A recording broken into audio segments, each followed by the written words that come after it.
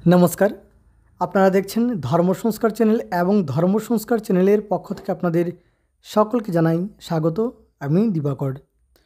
দর্শক বন্ধুরা, আজকের এই পর্বে আলোচনা করব 2024 সালে 1431 বঙ্গাব্দে কবে পালিত হবে ভূত চতুর্দশী। ভূত চতুর্দশী কি? ভূত চতুর্দশীতে কি করতে হয়? ভূত চতুর্দশীতে দেবগৃহাদিতে দীপদানের সময়ক্ষণ এবং এই দিনে যেহেতু শাক খাওয়ার রীতি প্রচলিত আছে, তাই এই দিনে কোন কোন শাক খেতে হয় তা নিয়েও আলোচনা করব আজকের এই ভিডিওতে। দর্শক বন্ধুরা, কার্তিক মাসের গৌণ কার্তিক মাসের কৃষ্ণপক্ষের চতুর্দশী তিথিকে যম চতুর্দশী বা ভূত চতুর্দশী নামেও জানা যায়। এই দিনে সূর্যোদয়কালে স্নান করার রীতি প্রচলিত আছে। এই দিনে সূর্যোদয়কালে স্নান করলে নরক ভয় বিমোচন হয়। এই দিনে সন্ধ্যাকালে দেবগৃহাদিতে চতুর্দশ বা 14 প্রদীপ জ্বালানোর রীতি প্রচলিত আছে। দর্শক বন্ধুরা, 2024 সালে 1431 বঙ্গাব্দে ভূত চতুর্দশী পালিত হবে 13ই কার্তিক 1431 ইংরাজি 30শে অক্টোবর 2024 বুধবার। চতুর্দশী তিথি শুরু হবে বা আরম্ভ হবে 13ই কার্তিক 30শে অক্টোবর বুধবার দুপুর 12:59 গতে শুরু হবে চতুর্দশী তিথি এবং চতুর্দশী তিথি থাকবে 14ই কার্তিক 1431 ইংরাজি 31শে অক্টোবর 2024 বৃহস্পতিবার দুপুর 3:07 পর্যন্ত থাকবে চতুর্দশী তিথি।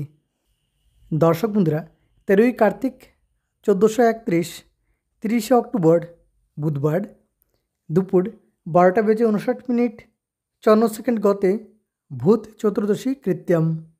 সায়ংকালে বা সন্ধ্যা 4:56 গতে রাত্রি 6:32 মধ্যে দেবগৃহাদিতে চতুর্দশ দীপদান এবং দীপদানের মন্ত্রটি হল নমঃ পিতৃভ্যঃ প্রেতেভ্যঃ নমঃ ধর্মায় বিষ্ণবে নমো ধূম্রায় রুদ্রায় কান্তারপতে নমঃ।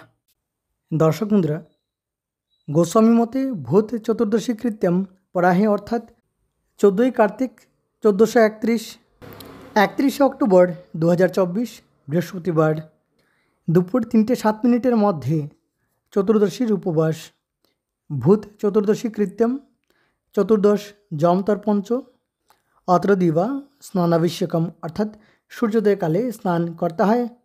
শিরসি অপমার্গ পল্লব ব্রাহ্মণম অর্থাৎ মাথার উপরে অপমার্গ বা আপাং গাছের পাতা ঘোরাতে হয়।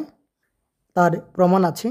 অত্র প্রমাণম কার্তিকে কৃষ্ণপক্ষে তু চতুর্দশম দিনোদয়ে অবশ্যমেব কর্তব্যম স্নানম নরকভীরুভিः অপমার্গ পল্লবঞ্চ ভ্রমেচ্ছীড সোপরি ততশ্চ তর্পণম কার্যম ধর্মরাজস্য নামভিः।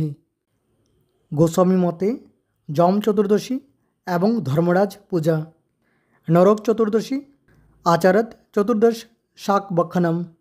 এই চতুর্দশ শাকের নাম হল অল, কেউ, বেত, সরিষা বা শস্য, কালকাসুন্দে, নিম, জয়ন্তী, সাঞ্চে, হিলঞ্চ, পলতা, শৌলভ, গুলঞ্চ, ভাটপাতা এবং শুষ্নী শাক।